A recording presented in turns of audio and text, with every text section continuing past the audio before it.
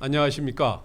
오늘은 한국대학신문 창간 33주년 기념 사업의 일환으로 이기우 교육부 문후회 회장님과 조동성 산업정책연구원 이사장님을 모시고 미래 교육 혁신이 답이라는 주제를 가지고 특별 대담을 준비했습니다. 이기우 교육부 문후회 회장님은 교육인적자원부 차관과 이해찬 국무총리 비서실장을 역임하시고 인천재능대학 총장님을 역임하셨습니다. 그리고 조동성 이사장님께서는 서울대학교 경영학과 학장님 그리고 인천대학 총장님을 역임하시고 현재 산업정책연구원 이사장님을 수행하고 계십니다. 먼저 어려운 걸음 해주셔서 감사합니다. 예, 안녕하십니까. 바야흐로 대학 위기의 시대입니다. 교육 선진국 중심으로 대학 혁신의 열풍이 불고 있습니다. 이제 자타공인 선진국이 된 우리 입장에서도 대학 혁신은 미래 경쟁력 확보에 필수 불가결한 과제가 되고 있습니다. 그러나 대학 혁신이 필요하지만 그 혁신의 여건은 아직 조성이 안 된 듯합니다. 대학을 옥죄고 있는 각종 규제, 사슬이 풀리지 않고서는 이러한 노력들이 무위로 돌아갈 수 있다 하는 주장이 제기되는 실정입니다. 그 중심에 교육부가 있습니다. 두 분 그 총장님께서는 현 교육부의 가장 큰 문제가 무엇이라 보시는지요? 먼저 조동성 총장님 먼저 말씀해 주시죠. 네, 아주 시대적으로 또 우리 사회적으로 중요한 이슈를 오늘 화두로 해서 이렇게 대화를 하게 돼서 아주 반갑습니다. 모든 정부가 가지고 있는 두 개의 어떤 수단이 있죠. 하나는 지원이고 또 하나는 규제고. 근데 오늘은 이제 규제를 중심으로 해서 말씀을 하셨는데 사실은 그 두 가지는 같이 가야 된다고 생각합니다. 좀 더 기본적으로 이 규제를 보면요, 규제는 크게 세 가지가 있습니다. 하나는 그 인허가권을 가지고 하는 규제인데 이게 소위 후진국형, 또 우리나라에서는 개발연대에 쓰던 그런 규제고요. 두 번째는 그 반대로 선진국형의 규제가 있죠. 저는 이걸 건안 절환 이렇게 약자로 쓰는데 건강, 안전, 그다음에 절약, 환경 이런 것을 지키기 위해서 우리가 사회적으로 여러 가지 규제를 하고 있고 또 그건 아주 건전하고 필요한 규제입니다. 세 번째 규제가 이제 아주 상당히 그 어려운 규제인데 이건 뭐냐면 지원을 하는 과정에서 지원이 제대로 됐나를 체크하기 위해서 평가를 하고 그 과정에서 이제 규제가 나오는 거고 아마 오늘 이 규제 이슈는 이 세 번째 규제인 것 같아요. 물론 첫 번째 규제 개발연대의 그 인허가권도 이 교육에서 엄청나게 많이 있죠. 뭐 대학을 비롯한 모든 교육기관을 허가권을 교육부가 가지고 있으니까 그래서 앞으로 이 시대가 발전하면서 개발연대식의 이런 인허가권은 전부 이제 준칙주의로 이제 바뀌어 나가야 될 거로 생각하고요. 특히 이제 평생교육과 같은 그런 제도는 이제 더 이상 허가가 아니라 이제 준칙주의로 원하는 모든 기관에서 할 수 있는 쪽으로 가야 될 거로 봅니다. 자, 근데 이제 오늘 초점은 이제 이 지원에 대한 반대 급부인데 문제는 정부가 이제 학교가 상황이 어렵죠. 그 어려운 이유는 이제 정치적 이유, 정책적 이유가 있는데 정치적 이유는 이제 아마 지난 10여 년간 가장 큰 정치적 규제가 반값 등록금이었을 거예요. 등록금 동결하는. 그래서 이제 학교에 그 예산이 굉장히 위축이 됐고 두 번째는 이제 정책적 규제라고 볼 수 있는데 그런 수도권 인구 억제책 때문에 이제 수도권의 대학의 정원을 동결하는 그런 제도 이 두 가지 때문에 대학의 재정이 어렵고 그래서 이러한 규제에 대한 대응으로 이제 지원을 해주는 또 지원을 하다 보니까 거기에 대한 평가와 이제 규제가 따라오는 이러한 이제 약간의 이제 전 정책적 규제는 좋다고 생각하지만 정치적인 건 좀 문제가 있는 거죠. 그래서 이런 데서 오는 그 우리나라 규제의 융통성과 탄력성이 없는 그런 문제. 그래서 저는 이런 그 정부가 이 교육을 정치적인 목적과 연결해서 교육을 수단으로 쓰기 때문에 생기는 이 문제, 거기에서 따르는 규제 이런 것이 지금 우리나라 그 교육 특히 대학 교육의 핵심 과제가 아닐까 생각됩니다. 네, 우리 조장님께서는 그 교육을 정치적 수단화하는 그래서 규제도 그 일환으로 이렇게 행사되는 데 있어서 규제와 연관한 교육부의 문제로 이렇게 요약을 할 수 있겠습니다. 우리 이기호 총장님 이 부분에 있어서 교육부의 가장 큰 문제는 무엇이라고 보십니까? 저는 그 교육부의 가장 큰 문제는 교육부가 교육부의 역할을 제대로 하고 있지 못하고 있다는 것이 가장 큰 문제라고 봅니다. 미네르바 스쿨의 사례로 이야기를 시작해 보겠습니다. 국제적이고 혁신적인 교육기관으로 평가받고 있는 이 대학은 70여 개 나라의 학생들이 캠퍼스도 없이 세계 주요 도시를 옮겨 다니며 인터넷상에서 자유롭게 공부하고 있습니다. 시험도 없고 평가도 없습니다. 여러 주제를 가지고 온라인 공간에서 자유롭게 토론하며 해결책을 모색하는 창의적이고 혁신적인 방식으로 교육을 하고 있습니다. 현재 미네르바 스쿨의 입학 경쟁률이 어느 정도인지 아십니까? 미네르바 스쿨은 200명 정도의 학생을 선발하는데 합격률이 어떤 통계에서는 1%, 2% 정도 수준입니다. 세계적인 대학인 하버드대나 MIT의 합격률이 4 내지 7%보다도 낮은 수준입니다. 하버드 대학의 1년에 등록금이 8천만 원, 미네르바 스쿨의 1년의 등록금은 그 절반 이하인 3천만 원 정도가 됩니다. 그런데 미네르바 스쿨이 2011년에 설립이 되었으니 10년이 넘었습니다. 그런데 이렇게 세계적으로 곽강을 받는 대학을 현재 우리나라에서는 설립할 수가 있겠습니까? 입학 정원은 물론 학생들의 중간 기말고사 등 평가 방식, 학점 부여 방식도 통제 규제하는 우리 교육 현실에서 과연 가능하겠습니까? 대학의 이기를 말할 때 교육부를 빼놓을 수 없습니다. 정권이 바뀌고 장관이 바뀌어도 교육부의 정책 추진 방향과 방식은 변하지 않습니다. 낡고 경직된 규제와 간섭이 골자입니다. 대학가에서는 교육부가 오히려 대학의 발목을 잡고 있다는 비판의 목소리가 높습니다. 이제 고등교육 정책을 만들어가는 주체가 교육부가 아니라 대학이 되어야 합니다. 교육부가 일방적으로 고등교육 정책을 주도해 나가는 것은 너무나 낡은 방식입니다. 우리 사회는 4차 산업혁명 시대를 맞아 새로운 유형의 인재를 다양한 교육 경로를 통해 양성하는 체제를 시급히 구축해야 합니다.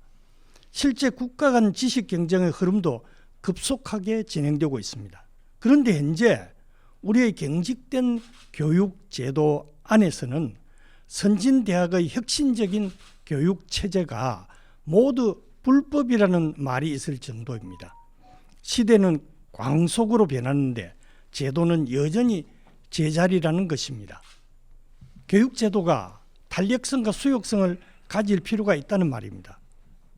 두 번째로 거론하고 싶은 것은 교육 정책의 안정성과 공공성 확보입니다. 우리 사회에서 차지하는 교육의 역할과 기능은 여전히 큽니다. 대한민국 국민 모두가 교육 전문가라 할 만큼 관심도 큽니다. 그런 반면 교육 정책의 안정성은 매우 취약합니다. 우리의 교육은 백년지계라는 원칙이 무색하게 교육 정책이 조석 변개해 와서 예측 가능한 영역이 아니었다는 점이 문제입니다. 교육정책 실행과 집행의 절차적 공정성에서도 각 교육 주체들이 소외되거나 불이익을 당하지 않도록 제도화해야 됩니다. 제가 교육부 직원들이 행사 참석 또는 감사나 조사로 대학 현장을 방문한다는 소리는 들어도 교육부 직원들이 업무 추진을 위해서 현장의 모습을 알기 위해서 방문했다는 이야기는 들어본 적이 없습니다. 믿고 따라갈 수 있도록 일관성 있는 교육 정책과 합리적인 절차를 제시하고 활발하게 소통하며 설득하는 과정이 전제되어야 한다는 것입니다. 사실 교육 정책을 힘있게 추진하기 위해서는 안정적인 동력 확보가 필수적입니다. 교육의 계획과 변화에 많은 비용이 수반됩니다. 아무리 좋은 정책을 제시하면 뭐합니까? 실행이 되어야 하는 것 아닙니까? 이에 관건은 예산 확보입니다. 올해 대학가 최대 이슈였던 대학 기본 역량 진단의 선정 범위도 발표가 나는 순간까지 알 수가 없었습니다. 결국 기재부의 최종 결정이 늦춰졌기 때문이 아닙니까? 교육부는 기획재정부 등 관계부처와 긴밀히 협력하고 공조해야 됩니다. 지금까지 교육개혁을 위한 공론화가 수없이 진행되었지만 실행 방안에 대해서는 너무 지지부진하다는 목소리가 비등합니다. 네, 아주 요목조목 그 교육부의 어떠한 문제에 대해서 지적을 해주셨는데요. 정권이 아무리 바뀌어도 교육부의 정책은 뭐 변함이 없다. 또 교육 정책의 안정성, 공공성 문제, 또 역량 진단의 문제에 이르기까지 세부적으로 이렇게 지적을 해주셨습니다. 뭐 교육부 역할에 대해서 뭐 긍정적인 부분도 있겠지만 아직까지는 이제 회의적인 시각이 대부분인데요. 어떻게 보면 지금까지 교육부가 해온 그러한 여러 가지 그 정책적인 행보의 그 당연한 결과라고 봅니다. 교육부의 구성 및 역할에 대해서도 우리가 네. 아까 우리 이규 총장님 말씀에 정말 우리가 경청할 부분이 네. 많다고 생각합니다. 네. 그러면서 특히 그 교육부가 그 다른 부서의 관계, 아까 기재부 말씀하셨는데, 네. 저는 이게 교육부의 문제도 있지만 우리나라의 전체 정부 안에서 교육부가 최적인 위치라든가 다른 부서의 관계, 이것도 사실은 좀 짚어 나가야 될 것 같은 생각이 좀 들어가지고 좀 사족을 하나 좀 붙이고 싶고, 또 이규 총장님이 당시에 그 현장에서 교육부에서 그 경험하신 그런 걸 좀 듣고 싶은데요. 저는 우리나라 정부가 다 연결되어 있지만 특히 교육부에게 이제 두 가지 기관이 결정적인 역할을 한다고 보는데요. 하나는 기재부고 또는 감사원이라고 생각합니다.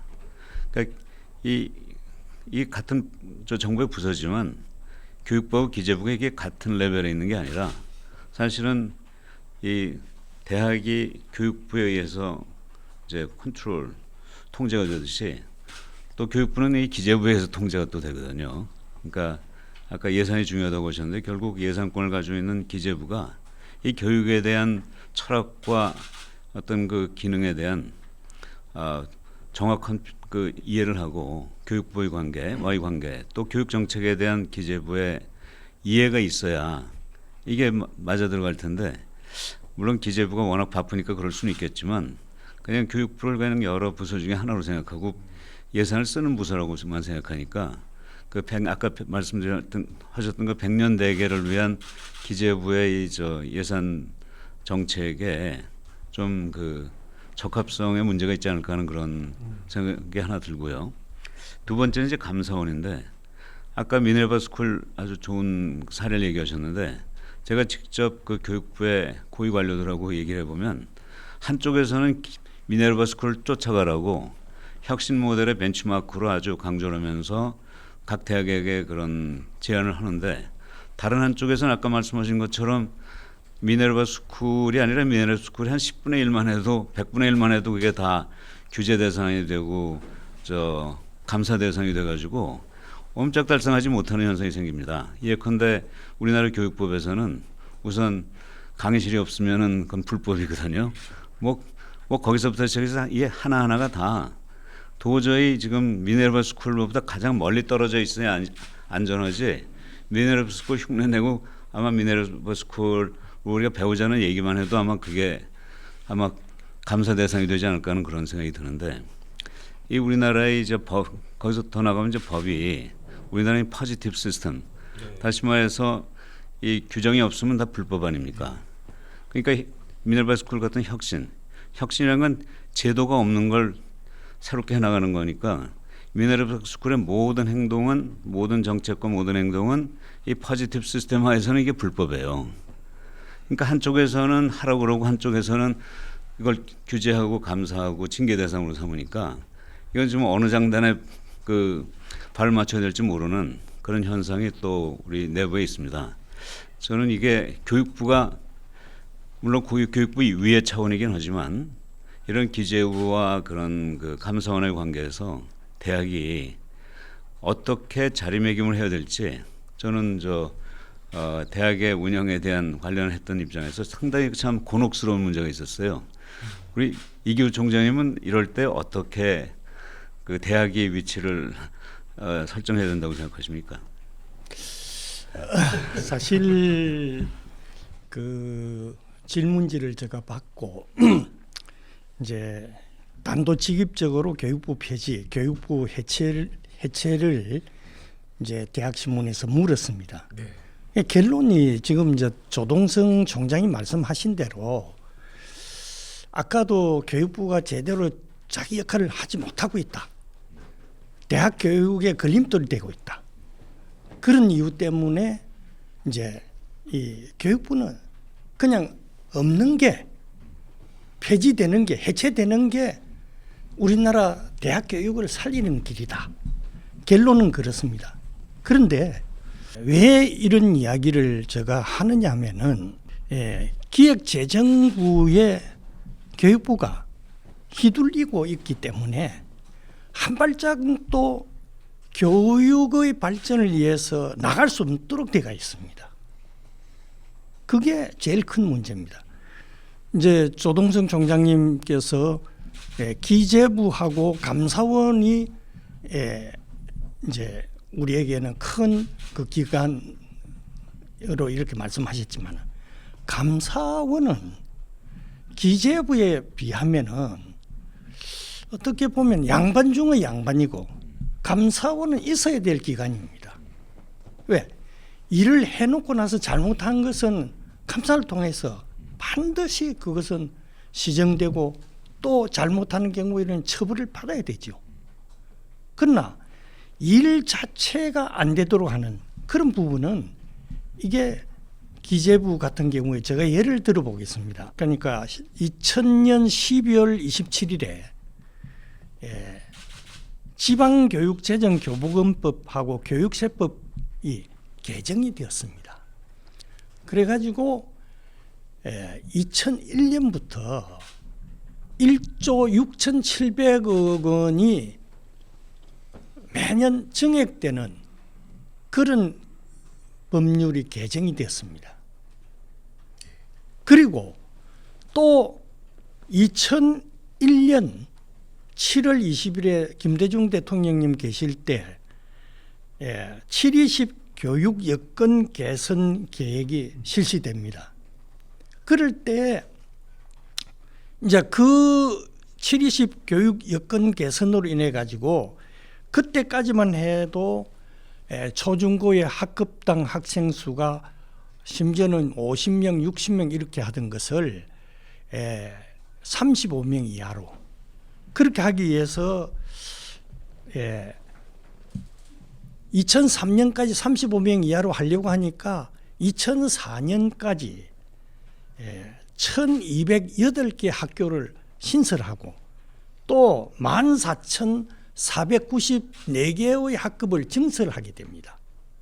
거기에 들어가는 돈이 15조 5,596억 원입니다. 그때 늘어나는 교원만 하더라도 23,600명인데 그 중에 21,600명은 초중등 교원이고 제가 그때 당시에 기획관리실장을 하면서 국립대학도 2,000명을 늘렸습니다.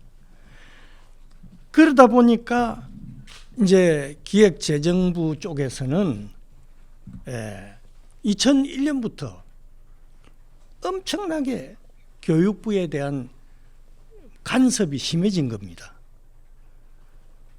그래서 제가 2002년도에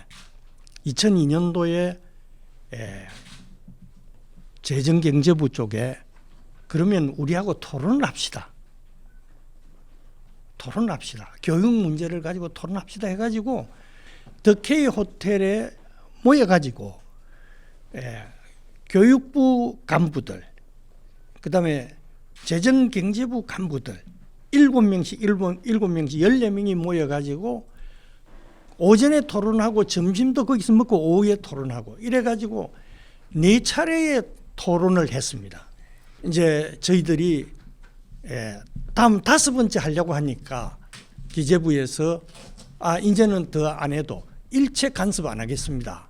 이래가지고 그 이후에 2년 동안은 교육 문제에 대해서 재정경제부가 간섭 안 했습니다.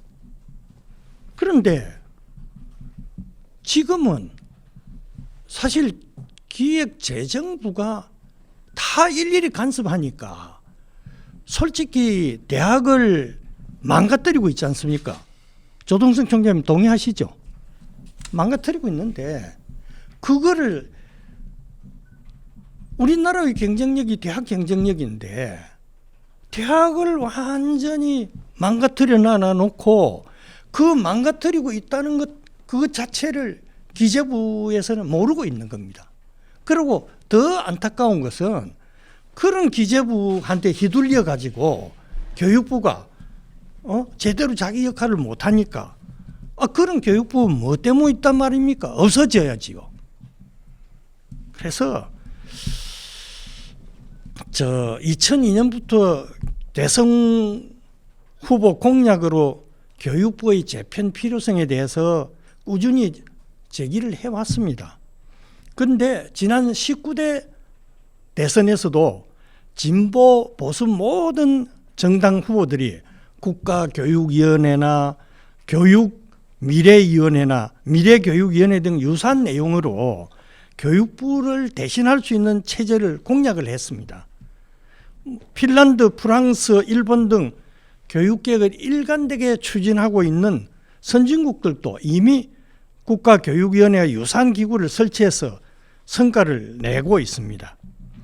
그런데 이제 저는 중복이 되겠습니다만은 이번에 국가교육위원회가 이제 출범이 되는 만큼 지난 국가교육위원회 설치 및 운영에 관한 법률이 2020년 7월 20일자에 공포가 되었습니다. 그래서 2022년 7월 21일 시행이 되도록 되어 있고 이미 그 국무총리 훈령으로 지난 9월 16일자로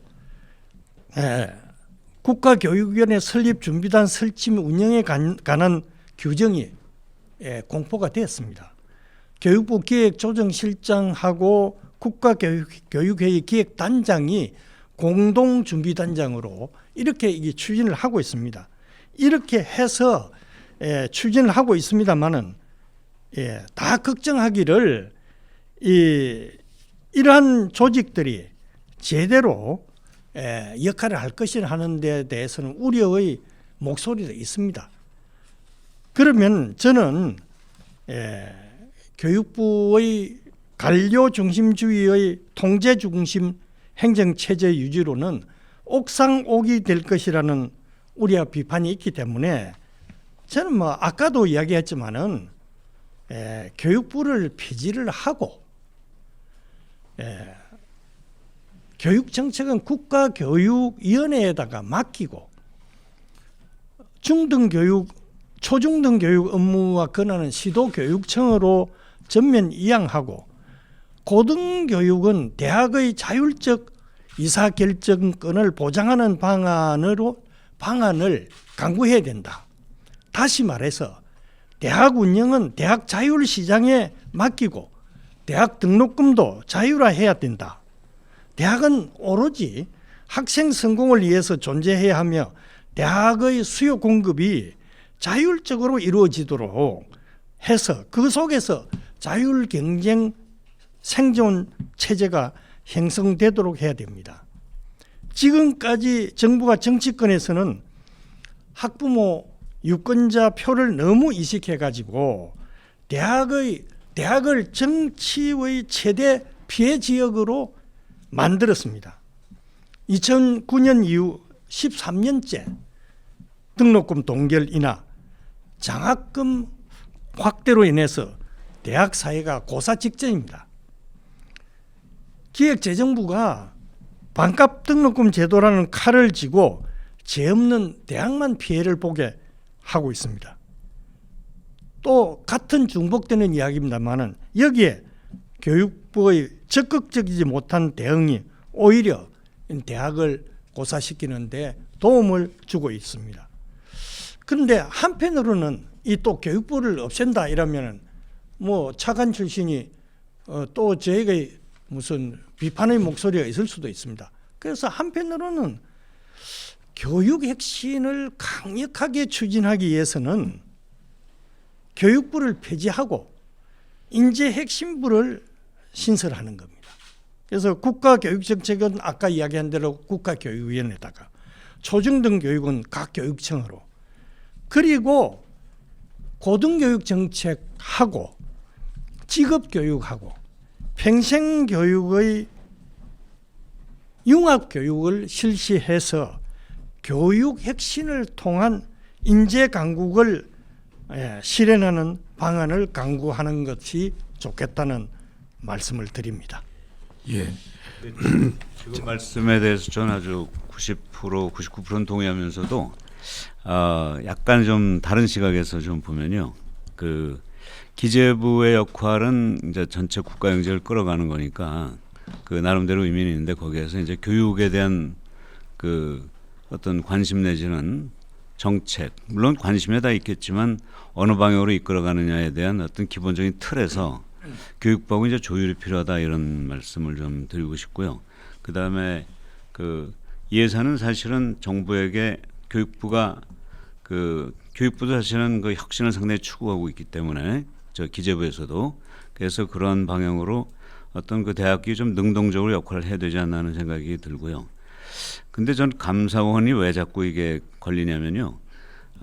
사실은 뭐 오늘도 주제가 혁신이고 뭐 시대가 혁신이고 그런데 아까도 말씀드렸지만 혁신이라는 건 혁신의 행위 하나하나가 전부 대한민국에서는 이 위법입니다. 그러니까 이 규제 대상이 되는 거예요. 그러니까 한쪽에서는 혁신하라고 그러고 미네르바 스쿨처럼 다른 한쪽에서는 미네르바 스쿨 하면은 하여간 사사건건이 이제 규제 대상이 되니까 그러면 혁신을 어떻게 합니까? 그러니까 혁신하지 말라고 하는 게 오히려 더 일관성 있는 거지. 한쪽에서는 혁신하라, 한쪽에서는 이 어떤 제도가 없는 것은 하지 말라. 그러니까 또 제도라는 게 사실 그렇잖아요. 그 브래들리 총장 그 장군이 그 옛날 군대에서 그 연병장에 이 잔디밭이 있었는데 이 군인들이 자꾸 왔다 갔다 걸어가니까 그냥 놔두라고 그러고 한참 있다가 그 길이 난 다음에 그걸 제대로 길을 만들어줬다고 그러지 않습니까? 그러니까 제도라는 게 사실은 사전에 뭐 그 하느님 같이 어느 제도가 올바르다는 걸 알고서 만들 수 있는 게 아니기 때문에 이렇게 이제 대학이라든가 모든 교육기관이 그런 법의 규정이 없어도 이렇게 그 여러 가지 그러니까 시행착오를 하면서 이 과정에서 어떤 뭐랄까요, 전체적인 흐름이 생기면 그거를 나중에 제도화하는 그런 방향으로 갔으면 좋겠는데요. 우리나라 제도는 이제 아예 그런 제도가 생기기 전에는 모든 게 불법이고 또 하여간 불법이 일어나면 그 다음에 이제 제도가 되네 하면 또 그것도 아니고 그래서 저는 이런 부분에서 이 혁신과 이 규제가 정면으로 충돌하는 그런 문제가 있어가지고요. 현장에서 정말 혁신 올 때는 혁신에서 어떤 효과가 날 거냐를 걱정하는 것보다도 이게 법과 규정에 맞느냐 안 맞느냐를 걱정하느라고 사실은 모든 노력과 그 에너지가 다 쓰인단 말이죠. 그래서 저는 제발 좀 혁신을 하라고 한다면 어느 틀 안에서는 제도가 없어도 용인해주는 그런 큰 틀을 만들어 주셔야 이게 대학에 운영을 하는 사람들이 뭔가 새로운 시도를 해나갈 수 있지 않을까 하는 생각이 듭니다. 네. 구체적으로 전 미네르바 스쿨 예를 들어 보면요. 제가 미네랄 스쿨과 함께 좀 여러 가지 하려고 그랬더니 교육부에 아주 고위 관리가 딱 막는 거예요. 미네랄 스쿨 우리나라에서는 허용 안 됩니다. 그쪽하고 뭐 함께하지 마세요. 이런 식의 얘기를 아주 정론하게 얘기하는 거예요. 그런가 하면 또 한쪽에서는 하라고 그러고.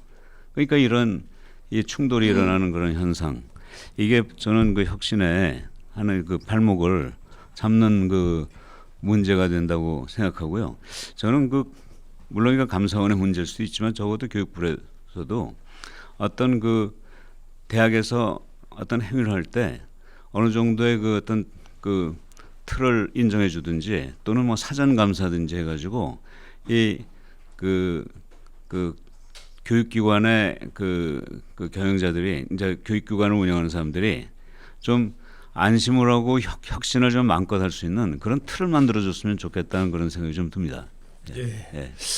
제가 이제 우리 조동성 총장님 말씀하시는데 이제 감사원에 대한 말씀을 감사원은 그래도 양반입니다 하는 이야기를 했던 근거가 이제 뭐 계속 교육부에 대한 부정적인 이야기를 해서 죄송하지만은 우리가 이런 기회에 교육부가 현장에서 어떤 교육부를 바라보는 시각이 어떻느냐 하는 것을 알아야 됩니다.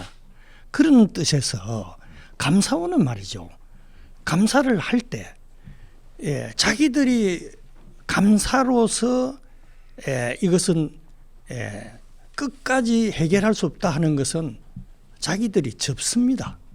그런데 최근에 교육부 감사는 이제 독특하게 교육부의 감사관이 외부로부터 영입을 해가지고 9년 동안 검사가 교육부 감사관으로 와가 있었다고요. 솔직히 대한민국에서 제일 계획의 대상이 되는 검찰에다가 교육부 감사 끝나고 나면 결과 처리할 때 수사 의뢰, 고발 이걸 너무 많이 남발을 하는 겁니다. 감사원은 그래도 어느 정도 이게 아니다 할 때는 자기들 자존심이 있어서 그런 건 몰라도 수사 의뢰나 고발이나 이런 걸 잘 활용을 안 하는데 교육부는 감사관이 검사 출신이 와서 있어서 그런 건 몰라도 이게 무슨 변호사들 에게 도움이 되라고 또 검사들에게 도움이 돼 일거리를 만들어주는 의미인지는 모르지만은 너무 수사 의뢰 고발을 많이 해가지고 현장이 정말로 몸살을 앓고 날마다 사실은 이게 아닌데 하는 그런 억울함 때문에 소송까지 가고 말이에요. 법의 판단을 받고 하는 이런 사례들 때문에 정말 제대로 역할을 해야 된다 하는 의미에서 감사원은 그래도 나은 편이다. 무지막지하게 교육 문제를 재단하고 있는 기재부보다는 훨씬 그래도 그쪽은 좋은 기관이다. 이렇게 이야기를 할 수 있습니다. 예. 네, 지금 두 가지 문제를 제가 제기를 해드렸는데 이제 교육부와 관계된 기재부하고 감사원 문제로 이것이 또 이렇게 이슈가 약간 넘어가서 굉장히 필요한 부분인데요. 본 논의로 돌아와서 사실은 기재부의 어떠한 교육 예산의 발목 잡기 이 부분은 대학 현장에서 항상 지금 논의되는 그러한 부분에 있습니다. 그렇기 때문에 교육 대통령이 나와가지고 교육 예산만큼은 기존에 있는 정부 예산 관리 지침과는 별도로 교육 예산을 생각하고 편성하고 집행해야 된다 하는 그런 의견도 나오고 있는 실정입니다. 그래서 차기 대통령의 경우에는 교육 부분에 있어서만큼은 기존에 있는 다른 대통령보다 접근을 해야 될 것이다 하는 것이 이제 교육 현장의 이제 목소리라고 보는데요. 아까 이제 전 이기호 교육부 차관님께서 아주 강도 있게 이제 교육부 해체론에 대해서 말씀을 하셨습니다. 굉장히 하시기 어려운 부분인데요. 이제 대학 현장에 오래 계셨던 또 대학을 경영하셨던 우리 조동성 이사장님 의견은 어떻습니까? 예, 저는 교육부가 사실은 우리나라 교육 전반을 다루고 있죠. 예, 그 이전에 그 우리나라의 그 정부 부처 또는 뭐 우리나라뿐이 아니라 모든 나라의 정부 부처의 성격을 한번 차제에 좀 정리할 필요가 있는 것 같아요. 저는 우리나라에 지금 부가 여러 개가 있잖아요. 그 중에서 이제 부라는 이름으로 되어 있는 게 18개가 있는데 그 18개 부의 성격을 보면요. 크게 두 가지로 나눌 수 있습니다. 하나는 그 전체 국민 5천만 전체를 위해서 어떤 특정 서비스, 특정 기능을 담당하고 있는 그런 부서가 있어요.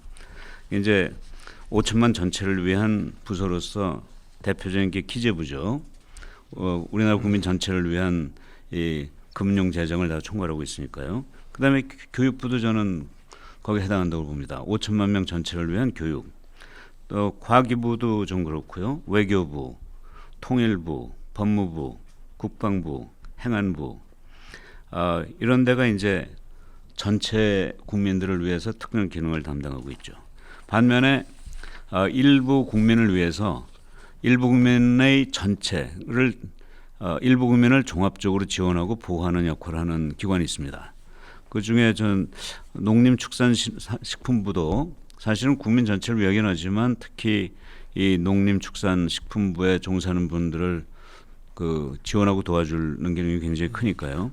또 산업통상자원부도 어떻게 보면 국민 전체를 위하긴 하지만 또 그 부서의 이익을 그러니까 우리나라 산업의 이익을 대변하고 또 보호하는 역할을 하고 있고 그다음에 이제 고용노동부도 어떻게 보면 이제 그런 기능이죠. 우리나라의 근로자들 도와줘야 되고 여성가족부도 그렇고요. 중소벤처기업부도 그렇고 이렇게 이제 두 개 부서로 나눠볼 때 저는 이제 이게 둘로 완전히 나뉘어져야 되는데 어느 부서는 그 첫 번째 기능을 하면서 그 부서의 이 구성원들이 꽤 많거든요. 그러니까 그 구성원들을 또 보호하는 역할을 하는 경우가 생겨요.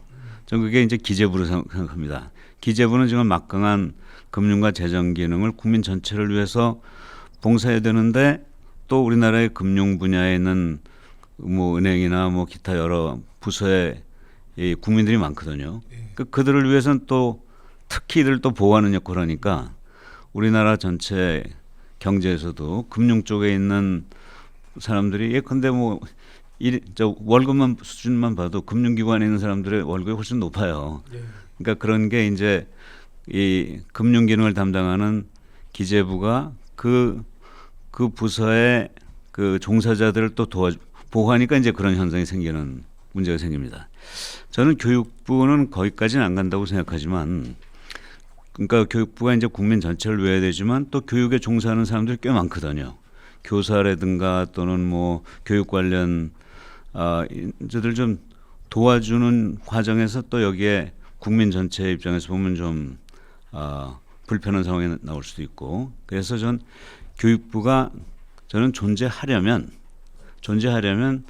그 어떤 특정 부서 특정 국민을 도와주는 보호하는 기능이 아니고 국민 전체를 위한 교육 기능을 순수하게 담당하는 그런 기능을 맡으면 나름대로 교육부가 의미가 있지 않을까 하는 생각이 듭니다. 그렇다면 그런 전제하에서 교육부가 이제 담당하고 있는 게 이제 유초등 교육이 있고요. 대학 교육, 고등 교육이 있고 그다음에 좀 평생 교육이 있고 크게 세 가지라고 생각합니다. 근데 이미 유초등 교육은 상당 부분이 이제 지자체로 가고 교육청의 교육감이 나름대로 교육 그 정책 결정이나 운영을 담당하고 있어서 저는 그건 아주 잘 되고 있다고 잘 된다기보다는 나름대로 틀이 잡혀 있다고 생각하고요. 그다음에 이제 그 중등교육 그러니까 중학교, 고등학교 교육에 있어서는 형식적으로는 지금 그 교육감으로 좀 넘어갔다고 볼 수 있는데 실제 내용적으로는 교육 체제와의 교육 과정에서 아직도 교육부가 중앙집권적으로 컨트롤하고 있는 게 이제 한두 가지가 아니죠. 예컨대 교육에 있어서 뭐 집중이수제라든가 자유학년제, 고교학점제 등 이런 거 상당히 근간인데 그러나 이런 거에서 상당히 자율권이 있어가지고 각 지역마다 좀 독특하게 그 중고등학교를 운영하고 싶어도 기본적인 틀에서 딱 갇혀가지고 움직이지 못하고 있는 그런 경우, 또 여기에 이제 정치적인 요소가 개입돼서 뭐 교과서 국정화라든가 이런 이슈가 개입되면 이제 결과적으로 중등 교육이 정치의 하나의 수단이 되는 그런 현상이 지금 뭐 역대 정권에서 좀 나온 것 같고요.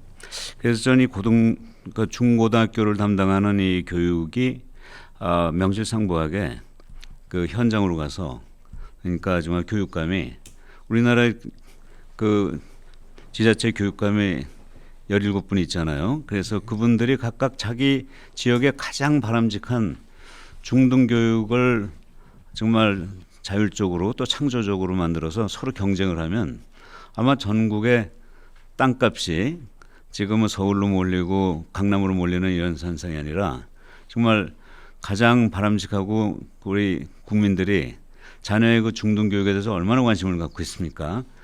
중등교육 자체도 중요하고 그게 대학 교육으로 연결도 되니까요.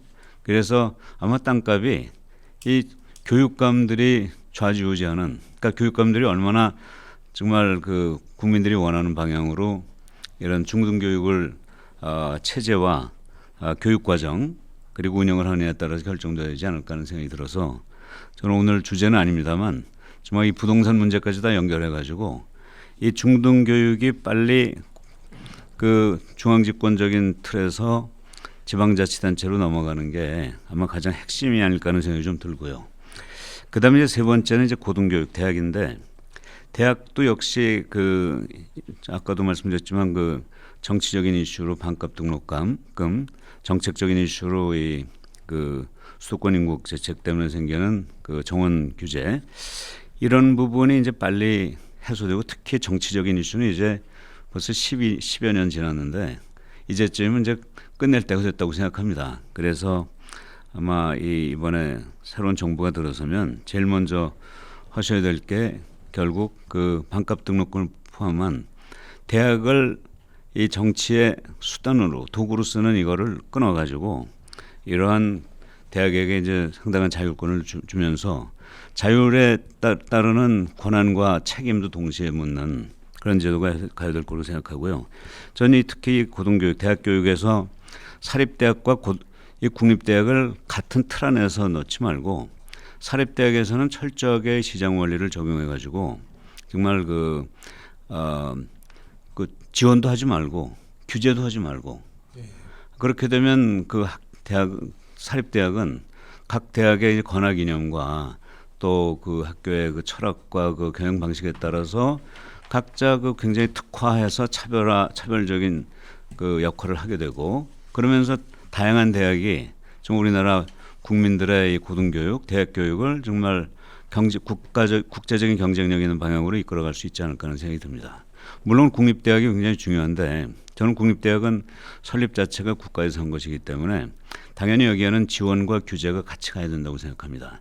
그러니까 저는 정부가 원하는 그런 정책적인 방향은 이 국립대학으로 하여금 수행하게 하고, 또 거기에 따른 당연한 규제가 따라야 되겠죠. 정부가 원하는 방향으로, 또 국민이 미래를 향해서 나갈 수 있도록 하는 게 바로 국립대학이고, 그런 규제를 하면 아무래도 그 운영에 이제 어려움이 있을 테니까 거기에 해당하는 만큼의 지원을 해주고, 다시 말해서 규제와 지원을 등가로 해서 나가되 사립대학에서는 그 지원 규제를 대폭 낮추거나 없애가지고 자율성을 주고, 국립대학은 그 규제와 지원을 상당 수준으로 높여가지고 국가적인 어떤 기관으로서의 역할을 수행하게 하는 그런 쪽으로 간다면, 저는 국립대학에서 정부의 역할은, 특히 교육부의 역할은 어느 정도는 있을 것 같아요. 그러나 굉장히 제한적으로 그런 지원과 규제가 등가가 되어야지, 이게 깨지면 결국 또 국립대학이 이 교육부의 하나의 또 시녀가 되는, 또 끌려가는 그런 게 되니까 그건 또 바람직하지 않은 것 같고요. 항상 그 지원과 규제, 저는 이건 뭐 교육부뿐만 아니라 대한민국 떠나서 모든 전 세계의 그 정부기관의 기본 수칙이라고 생각합니다. 이게 깨지면 결국 그 제도가 깨지는 거죠. 마지막 남은 게 평생교육인데, 저는 평생 교육에 대해서 우리나라가 너무 관심이 없는 거 아닌가 하는 생각이 듭니다. 특히 교육부도 저 관심을 가진다고 하면서도 나오는 정책이 거의 없는데 잘 아시다시피 지금 피학이라고 PIAAC 그 OECD가 가지고 있는 교육 연구기관이 피사하고 피학이라고 두 개 있지 않습니까? 네. 피사는 이제 중고등학교 교육을 연구하는 기관이고 피학은 이제 성인 교육인데 그 피학에서 나온 자료를 보면 우리나라가 24세까지는 전 그 OECD 국가 중에서 최상위예요. 근데 25세에서 한 35세 정도로 가면 좀 떨어지다가 44세부터 되면 대한민국 거의 최하위가 됩니다. 단순해서 우리나라는 어린이들 교육은 굉장히 철저한데 성인 교육은 거의 최하 수준이란 말이죠. 근데 지금 전 세계는 또 우리나라는 특히 바이오로 100세 시대로 가고 있잖아요. 그러니까 평생 100세를 살아갈 수 있는 평생 교육이 어느 때보다도 중요하고 과거보다 점점 더 중요해지는데 한다 하면서 아직 그런 게 눈에 안 보이거든요. 그래서 저는 아까 제가 처음에 말씀드린 것처럼 이 교육부가 첫 번째 유형, 즉 국민 전체를 위한 교육을 담당하는 기관이라면 평생 교육을 담당하는 기관으로서 자리를 잡아가지고 정말 전 국민이 저는 대학 입학률을 82% 수준까지 올라갔다가 지금 줄여서 70% 미만으로 떨어졌는데 저는 그거는 그 우민 교육이라고 생각합니다. 사실 그 대학 교육은 직업 교육이 아니거든요. 대학 교육은 시민 교육입니다.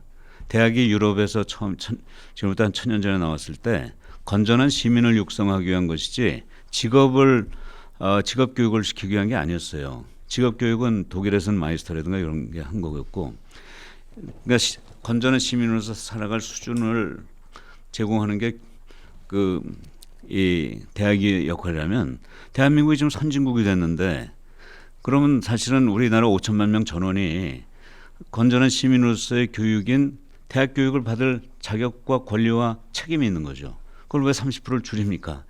오히려 저는 지금 중학교까지만 돼 있는 의무 교육을 고등학교, 대학교까지 늘려서 대학 교육까지 의무 교육을 가야 된다고 생각합니다. 실제로 전 세계 그런 나라가 꽤 많이 있고요. 예컨대 스리랑카 같은 아직 개도국에 있는 나라도 대학까지 전부 의무 교육이더라고요. 그런 식으로 저는 상당히 선제적으로 우리나라의 그 국민 전체를 정말 대학 교육을 시민 교육으로 전제해서 상당한 수준의 국민이 되도록 나가야 된다고 생각하고요. 저는 교육부가 바로 그런 역할. 저는 지금 한 30% 정도 국민에게 대학 교육이 제공되지 않고 있는데 이런 교육을 정말 무상교육으로 해서 저는 무상교육과 의무교육이 좀 다르지만 같은 개념으로 본다면 저는 그 대학 교육도 사실은 지금 일반적으로 사립대학이 한 학기에 한 400만 원, 1년에 한 800만 원, 그다음에 이제 국립대학이 한 200만 원, 그래서 1년에 400만 원 수준인데 지금 방송통신대학 보면은 한 학기에 35만 원이거든요. 1년에 70만 원이니까 사립대학의 10분의 1도 안 되는 수준인데 지금 방송대학이 지금 한 11만 명 정도의 학생이 있는데 제가 방송대학 좀 알아봤더니 이 수준이 100만 명 이상으로 늘어나면 35만 원도 훨씬 줄어들 수 있다는 거예요. 20만 원 밑으로. 그렇다면 전 그 정도의 그 교육비로 해서 온라인을 전제로 해가지고 이런 그 시대적 어떤 흐름을 활용해가지고 전 국민이 온라인 대학 교육을 의무교육, 무상교육으로 갈 수 있도록 저는 교육부의 이런 역할에서 앞으로 교육부가 존재한다면 아까 말씀드린 것 같이 이 초등교육, 중등교육까지는 전부 교육감에게 넘기고 특히 정치적 이슈가 좀 될 수 있는 중등교육의 그런 교육과정 결정권 이런 거 전부 교육감에게 넘겨서 각 지자체가 아주 발랄하게 경쟁할 수 있게 해주고 또 사립대학도 가급적이면 다 자율권을 주고 국립대학과 이 평생교육에만 집중하는 그런 기관이 된다면 국민으로부터 굉장한 상당한 사랑과 또 의미 있는 기관으로서의 역할을 하실 수 있지 않을까 하는 생각이 드는데요. 네. 저는 이 부분도 어느 정도 시간이 지나면 저는 한 10년 정도의 기간을 두고 이런 역할을 한 다음에 그렇게 되면 아까 우리 이기호 총재님 말씀하신 대로 그런 이런 역할도 사실은 위원회 같은 데로 다 넘어가면 결국 교육이란 건 그냥 국민의 어떤 플랫폼이 되지 어떤 정책적으로 이끌어가야 할 그런 이슈가 되지 않고, 그래서 그때 되면 전 교육부가 한 10년 정도 일몰 제도로 해서 없어져도 되고, 사실 그렇게 되면 교육부의 구성원들도 굉장히 자부심을 가지고 활동하고 또 그 후에도 어떤 자신의 역할에 대한 굉장한 자존심을 유지할 수 있으리라고 생각합니다. 네. 지금 두 번째 진행하는데 거의 1시간이 지금 흘렀는데요. 지금 포괄적인 문제로 접근하니까 이제 충분히 그건 이해가 가능할 것 같습니다. 마지막에 이제 들어보니까 교육부의 그 해체는 이제 일몰제로 그 기능을 다하면 자연스럽게 그게 되지 않을까 하는 그런 측면이 있는 것 같고요. 아까 이규 차관님 말씀은 교육부가 현재 대학의 위기 상황을 돌파해 나가는데 그거에 대한 지원보다는 걸림돌이 되고 오히려 갈등의 원천이 됨으로써 지금의 교육부는 이제 그 기능을 소멸시키고 국가교육위원회가 설치가 되니까 이제 그 기능의 일부 두고 지방교육청에다가 유초등 사무 두고 또 이제 평생교육, 직업교육, 고등교육 이 부분을 묶어서 혁신인재부나 이러한 인재혁신부나 이런 새로운 부서를 만들어서 이제 교육부의 지금의 어떠한 일방통행적인 그러한 문화를 그래도 이제 부를 바꿈으로써 좀 변화시키는 그런 게 필요하지 않겠는가 하는 주장을 한 것 같습니다. 이 부분은 뒤에 또 한 번 나오는데요. 정리하기를 바라고요. 3주기 대학 기본 역량 진단이 아직도 그 대학가에서 굉장히 큰 이슈가 되고 있습니다. 소송 문제까지 얘기가 나오고 있기 때문에요. 지금 정부의 어떤 대학 지원 사업이 이 상태로 계속 가야 되는 것인가? 이 부분에 대한 굉장한 논의들이 있습니다. 그래서 한번 제대로 된 대학 평가를 위해서는 어떻게 변화가 돼야 되는지 먼저 이규 회장님부터 말씀해 주시죠. 예.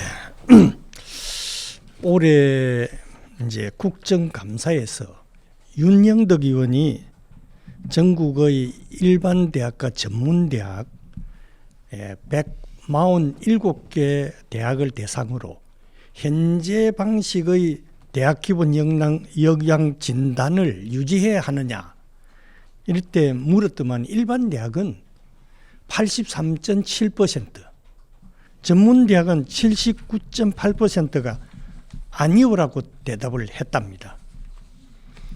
이제 재정 지원이 연계되어 있으니 어쩔 수 없이 진단 평가에 참여하긴 하지만은 현행 평가 시스템에 대한 불신이 상당한 결과입니다.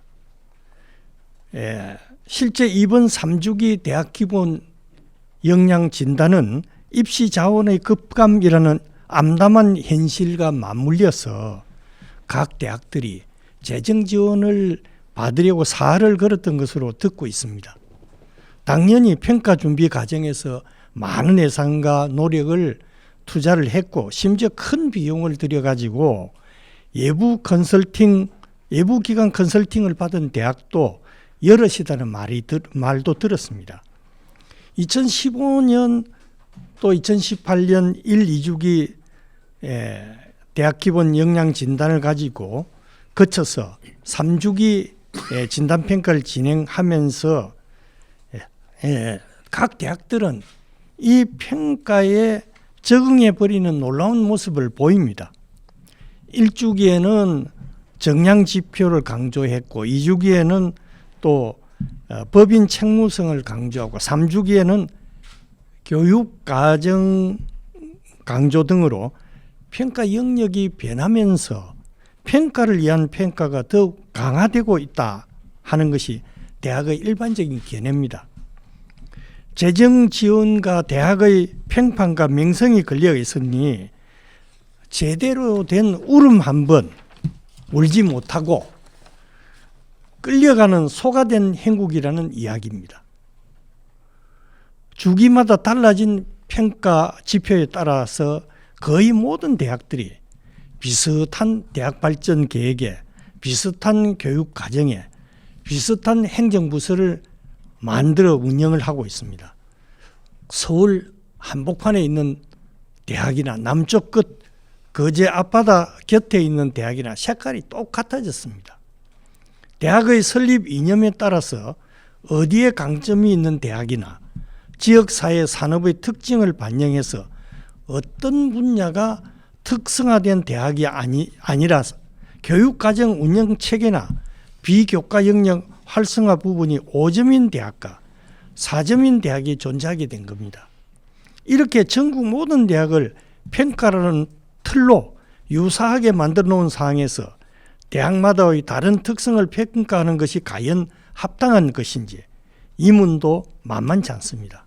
특히 15명의 평가위원 중 단 한 사람만 특정 대학의 점수를 낮게 주면은 떨어질 수밖에 없는 구조라는 것입니다. 그만큼 대학 간의 점수 차가 근소하다는 의미인 동시에 한 평가위원의 주관성이 어떤 대학을 나락으로 떨어뜨릴 수 있는 불안한 신뢰할 수 없는 평가 체제라는 것입니다. 특히 전문대학의 평가하는데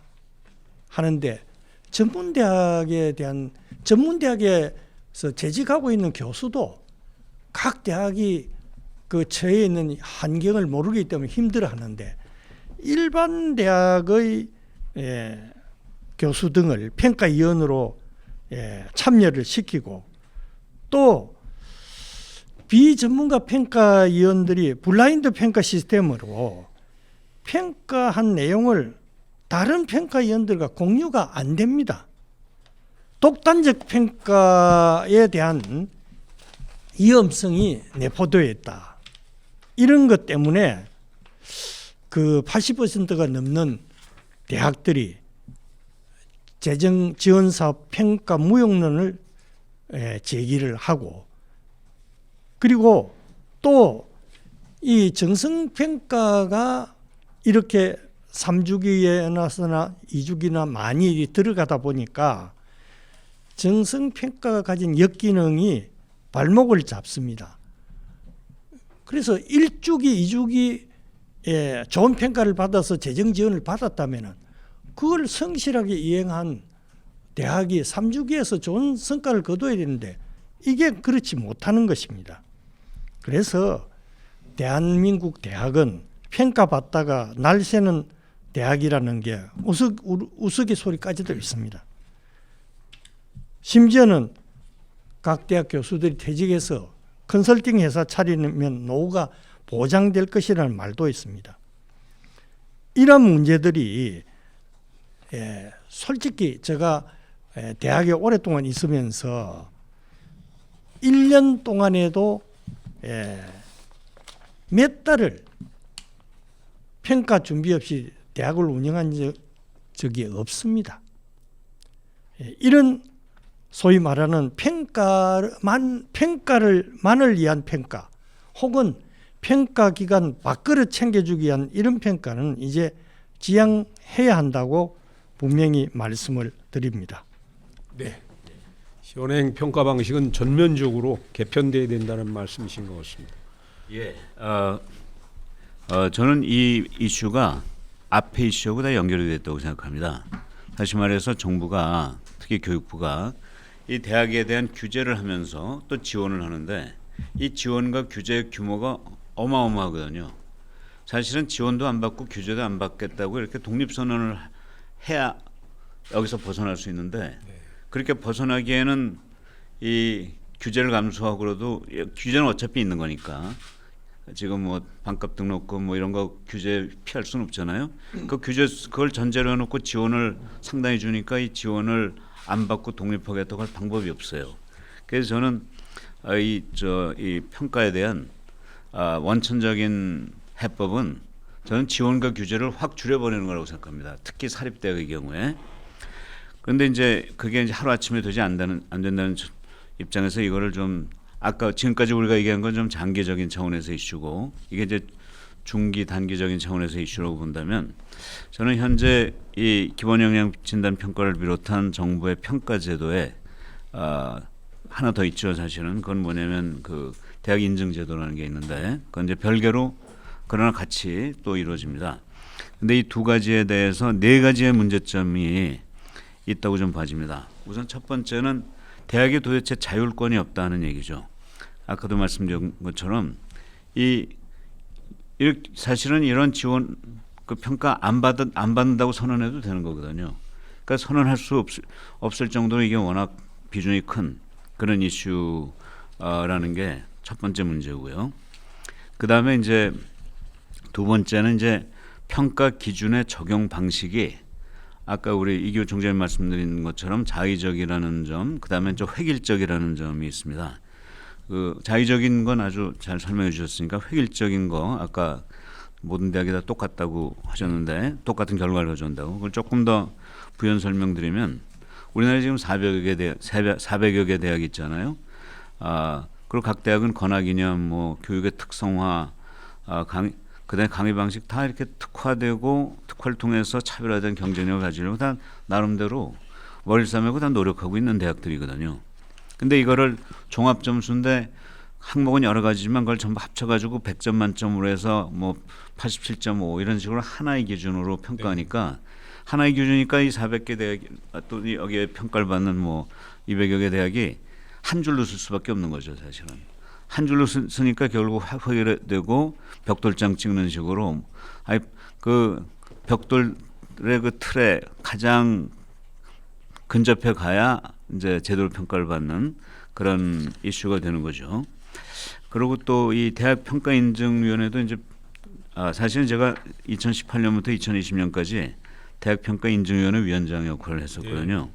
그리고 이 위원회가 한국대학평가원을 이제 관장하고 있고 여기서는 모든 대학을 5년마다 평가를 하고 인증을 주는데 인증을 받지 못하면 교육부가 제공하는 각종 지원을 또 받지 못하기 때문에 이건 역시 저승사자 같은 역할을 합니다. 그런데 이 기존 그 기본 역량 진단도 마찬가지지만 대학은 크게 연구 중심 대학도 있고요. 또 교육 중심 대학도 있고 또 특수 목적 대학이 있습니다. 종교단체 대학도 있고 무슨 한의 대학도 있고 뭐 체육 대학도 있고 이렇게 다양한 학교들이 있는데 이걸 똑같은 인증 기준을 적용하고 있거든요. 그러니까 결과적으로 독특하면 안 되고 표준화가 돼야 되는 하향 평준화가 일어나는 수밖에 없죠. 그래서 저는 이 문제는 어떻게 해결해야 되냐면 결국 이런 제안을 사실 제가 해보긴 했는데요.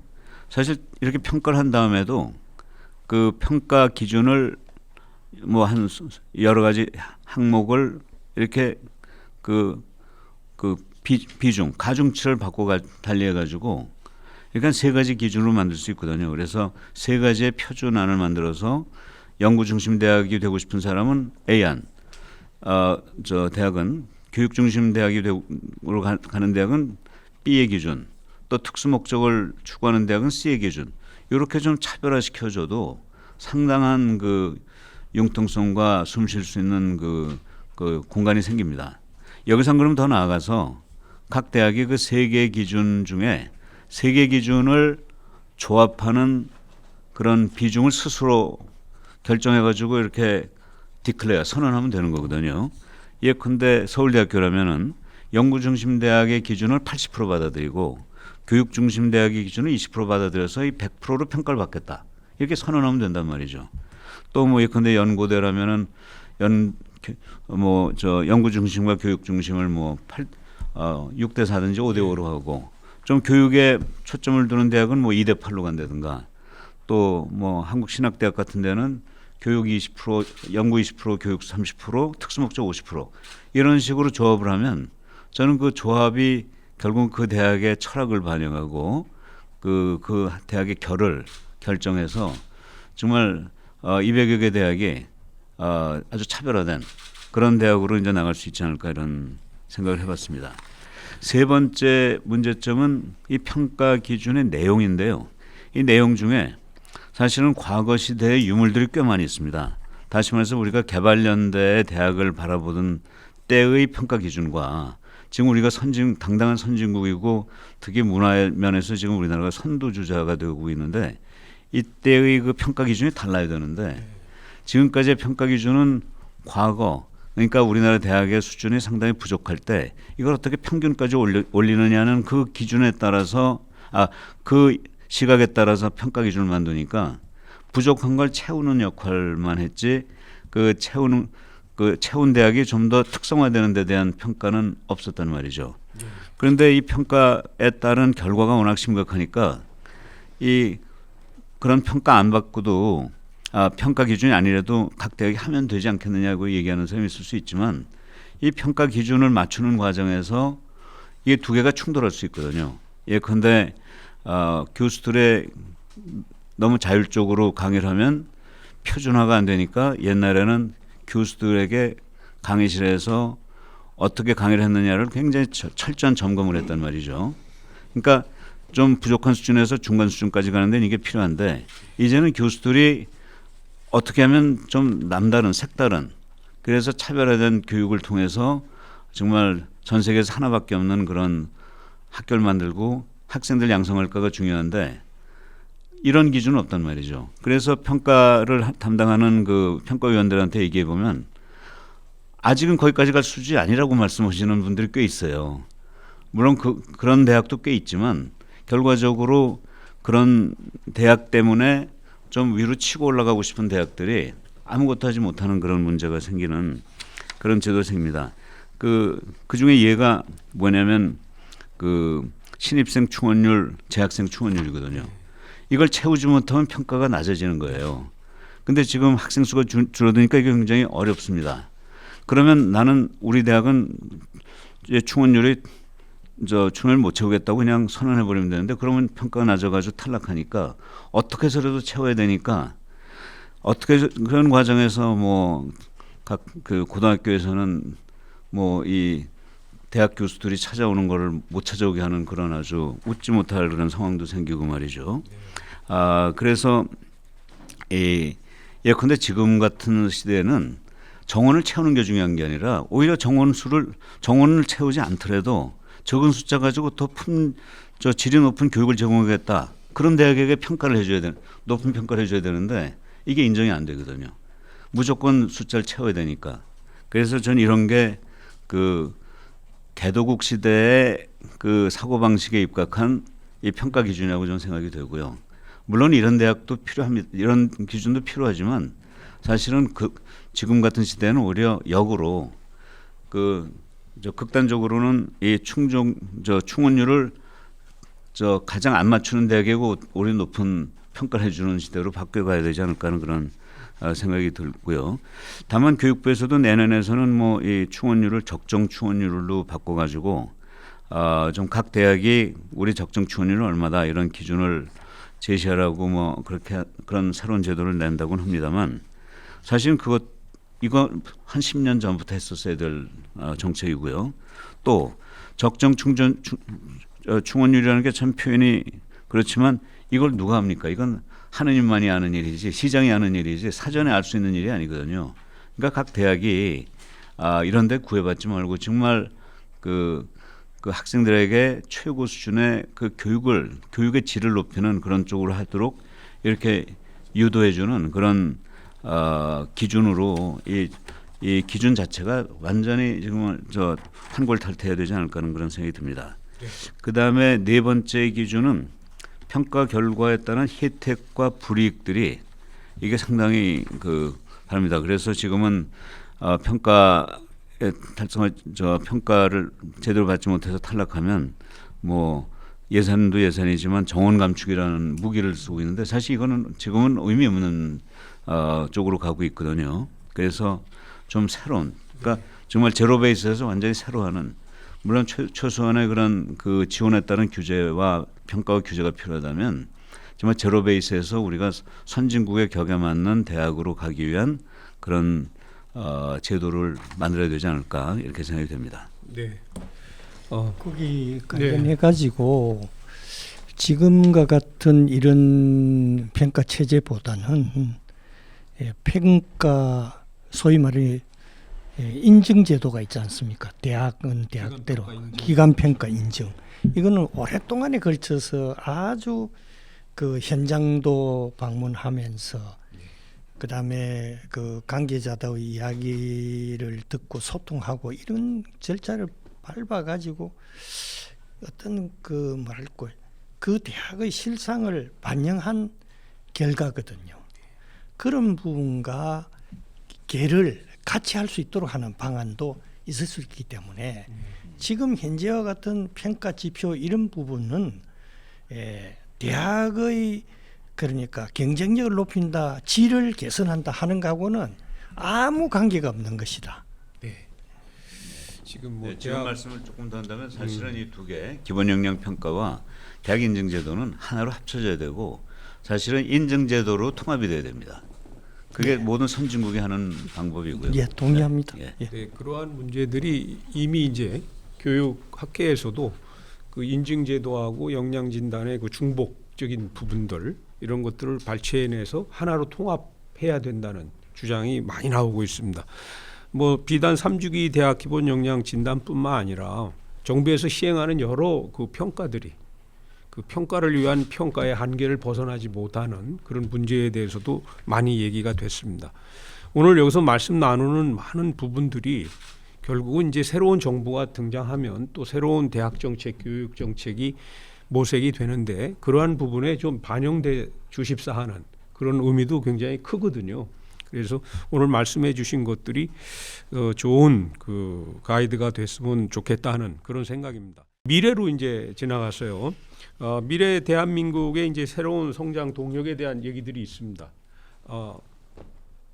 이사장님, 그 우리나라가 지금 새로운 성장 동력으로 이렇게 좀 잡고 나가야 할 것이 어떤 게 있을까요? 네. 사실 미래는 아무도 모릅니다. 그래서 우리가 한치 앞을 내다보기 어려운 미래를 네. 예측하고 전망하는 게 쉽지 않고요. 예컨대 3년 전에, 5년 전에 네. 요새와 같은 그 AI 그리고 이 코로나 바이러스 이건 누가 예측을 했겠습니까? 그럼에도 불구하고 큰 틀에서 몇 가지 말씀드린다면 적어도 지금 2020년대 지금 벌써 1년 반 이상 지났습니다만 지금은 뭐 바이오 그리고 AI 두 개가 전 세계의 경제와 산업 그리고 시대를 이끌어 나가는 축이라는 데서는 아무런 이의를 안 제기할 것 같고요. 그럼 2030년대는 뭐가 될 거냐? 저는 그 바이오와 AI가 이제 한 10년 정도 되면 우리의 플랫폼 기반이 될 거로 생각합니다. 그러면 그 AI와 바이오를 기반으로 해서 거기서 이제 또 이렇게 하늘을 향해서 날아가는 두 개의 분야가 또 있다고 생각해요.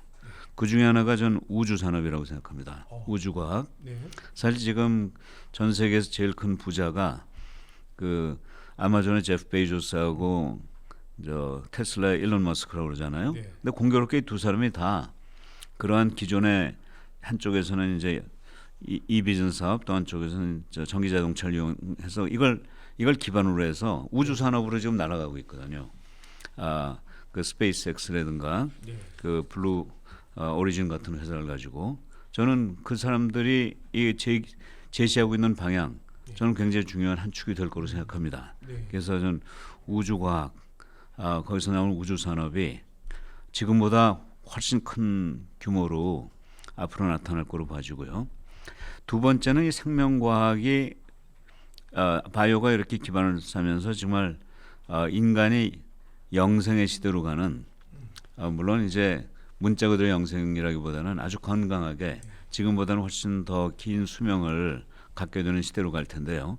전 여기서 일어나는 모든 그 우리 사회 구조의 변화가 일어날 것 같아요. 네. 그래서 이러한 그 바이오를 기반으로 한 인간의 건강과 수명이 길어지는 그런 걸 계기로 해서 사회가 바뀌는 네. 이것이 아주 굉장히 중요한 하나의 산업으로 바뀔 것 같아요. 저는 뭐 이 한국 대학 신문 이제 언론 미디어 산업인데 언론 미디어 산업도 크게 바뀔 수밖에 없고요. 네. 그다음에 우리 식품이라든가 뭐 의식주가 다 바뀌어야 될 것 같고요. 이런 그 변화하는 것 자체 그게 새로운 그 2020년대에서 30년대로 가면서 정말 우리 시대를 이끌고 나가는 그런 새로운 산업이 되지 않을까 저는 이런 생각이 됩니다. 그러면서도 이런 과정에서 엄청난 이 사고라든가 우리 철학의 혼돈이 생길 수 있거든요. 그래서 저는 이걸 또 뒷받침해주는 학문이 저 인문학이라고 생각해요. 그래서 그 중에서 철학인데 이러한 인문학 그리고 철학이 정말 새로운 논리로 우리의 미래를 이끌어주는 그런 새로운 그 성장 분야가 되지 않을까 이렇게 생각합니다. 우리 조도 이사장님께서는 AI 바이오 그 이후에 성장 동력으로 그 우주과학에 입각한 우주산업하고 바이오 기반 그 건강사회 그 다른 이제 언론 미디어 식품 의식주 또 이제 인문 철학까지 그렇게 하나의 또 새로운 장이 열리게 될 것이다 하는 말씀이 있으셨습니다. 회장님. 예, 총장님 좋은 말씀 해주셨는데 저는 그 이제 무엇보다도 미래의 키워드는 교육혁명인데 그 저는 평생 직업 교육을 좀 강조를 하고 싶습니다. 4차 산업혁명은 곧 일자리 혁명입니다. 이는 사회 전반의 급격한 변화를 예고하고 있는데 결국 새 일자리에 대비한 교육의 설계가 중요합니다. 4차 산업혁명의 시발점이 교육 혁신이라면 그 종착점은 바로 일자리라고 볼 수 있습니다. 새로운 교육은 정답을 찾는 교육의 틀을 깨고 생각을 키우면서 능동적으로 협업할 수 있는 인력을 양성하는 데 목표를 두어야 합니다. 동시에 고등교육기관은 이론과 연구를 위해서만이 아니라 현장을 기반으로 하는 탄력적인 교육과정을 운영을 해야 됩니다. 최근 한 취업 전문기관에서 파악한 300대 기업의 인재상에서도 책임성, 문제 해결 능력, 위기 대응 능력, 소통 능력 등이 강조되고 있습니다. 저는 입건과 관련해서 먹고 사는 문제와 동떨어질 수가 없기 때문에 평생 직업 교육을 강조를 하면서 직업 교육의 국가 책임을 강화해야 된다. 그런 이유로 예를 들면 고등 직업 교육법을 제정을 한다든지 이러한 고등 직업 교육법을 제정하고 중등 직업 교육, 고등 직업 교육 그리고 평생 직업 교육을 연계함으로 해서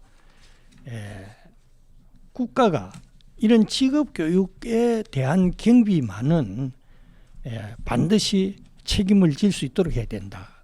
그 방법은 평생 직업 교육 제정 교보금법을 제정해 보는 것이 좋겠다. 그걸 어떻게 하느냐? 얼마 전에 보도가 있었습니다만은 15년 동안 초중고 학생들이 791만 명에서 542만 명, 즉 250만 명이 줄어가지고 31%가 줄었는데 교육청 예산은 2.4배로 늘어났습니다. 지금 교육세 내국 세의 20.79%가 지방교육 재정으로 칸막 예산으로 이게 만들어지고 있는데 내년은 64조 3천억이나 됩니다. 이런 문제와 관련해서 충분히 아까 우리 조동성 총장님께서도 대학에 있어서도 무상교육을 이제 실시할 시기가 됐지 않느냐 하는데 그 첫 번째로 직업교육에 대한 무상교육을 실현에 옮기는 것이 좋지 않나 하는 생각에서 평생 직업교육을 강조하고 싶습니다. 예, 저도 거기에 좀 한 가지 정말 제가 말씀드렸던 몇 가지 산업 이상으로 교육 산업이 성장 산업이라고 저는 믿는데요. 통계 자료 하나 좀 소개해드리면 전 세계의 교육이 얼마나 발전하고 커지고 있는가를 보여주는 지표가 있습니다. 1950년부터 2010년까지 60년 사이에 개도국의 국민들의 평균 교육 연수가 1.8년에서 6.8년으로 늘어났어요. 그러니까 70년 전에는 초등학교 2학년도 공부하지 못하다가 지금은 초등학교 나오고 중학교까지 올라가는 수준이 됐고 4배가 된 겁니다. 네. 그 개독은 선진국은 6.1년에서 12년으로 늘어났습니다. 그러니까 이 60년 사이에 선진국은 2배로 늘어났어요. 그러니까 개독은 4배, 선진국은 2배. 물론 숫자는 다르지만 평균 한 3배 정도 올라갔다고 볼 수 있죠. 그럼 전 세계 인구는 얼마나 늘었느냐? 같은 1950년부터 2010년까지 25억에서 69.2억, 70억으로 늘어났어요. 2.8배가 늘어났습니다. 지금은 78억입니다. 그럼 아까 교육 연수가 3배, 인구가 2.8배, 8.4배의 교육량이 증가한 겁니다. 그러니까 1950년에 비해서 2010년에 전 세계의 교육이 8.4배가 늘어난 거예요. 아마 지금 9배 정도로 볼 수 있겠는데 아마 이렇게 빨리 성장하는 산업이 없을 겁니다. 앞으로 더욱더 우리나라는 지금 인구가 줄어들지만 전 세계는 인구가 폭발하고 있거든요. 그러고 이 교육 연도는 끊임없이 올라갈 겁니다. 아마 개도국은 지금 6.8년에서 12년으로 올라갈 거고 선진국은 아마 15년, 16년으로 올라갈 거예요. 이렇게 지금 변하고 있기 때문에 한국의 그 교육을 반도체 산업이나 전자산업, 조선산업처럼 내국 산업이라고 보지 말고 세계 산업으로 보자 이거죠. 그래서 문을 열어서 또 다행히 우리나라는 피사에서 핀란드와 더불어 1, 2등을 다투는 그런 아주 훌륭한 교육 수준으로 평가를 받는 교육을 가지고 있잖아요. 그리고 요새 또 대학 교육도 요새 전 세계에서 지금 젊은이들이 몰려오고 있지 않습니까? 저는 지금 이 그 교육 산업의 개념을 세계 산업으로 약간만 바꾸면 저는 뭐 폭발적인 성장이 일어날 수 있는 곳이 바로 이 대학 교육이라고 생각합니다. 그래서 이런 틀 속에서 저는 대학 교육과 함께 조금 아까 또 우리 이기호 총장님도 말씀하셨듯이 평생교육, 평생교육이 정말 그 대학을 또 엄청난 그 성장을 가져오게 해주는 그 하나의 계기가 된다고 보는데요. 이 평생교육을 저는 좀 더 구조적으로 이렇게 제안하고 싶어요. 지금 대학을 보면은 교수들이 6년에 한 번씩 1년씩 연구년을 갔다 오지 않습니까? 서베티컬이라고 부르는.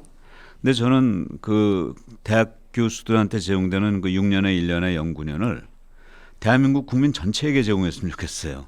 그래서 6년에 직장인은 모든 직장인은 6년에 한 번 1년씩 그 연구년에 해당하는 교육연을 다녀오는 거죠. 그러면 어떤 효과가 생기냐면요. 근데 우리나라 인구 5천만 중에서 한 2,800만 명 정도가 이제 직장인인데 2,800만 명에게 정말 6년에 한 번씩, 그러니까 7년에 1년 정도를 제공해 준다면 일자리가 7분의 1이 늘어나는 거예요. 그 자리에서. 그렇죠. 예.